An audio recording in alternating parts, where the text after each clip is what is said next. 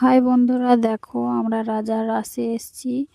এই যে দেখো, আমরা এখন নৌকোয় হয়ে বেড়াতে যাচ্ছি। পুরো নদীটা চারধারে ঘুরবো রাজার রাসে।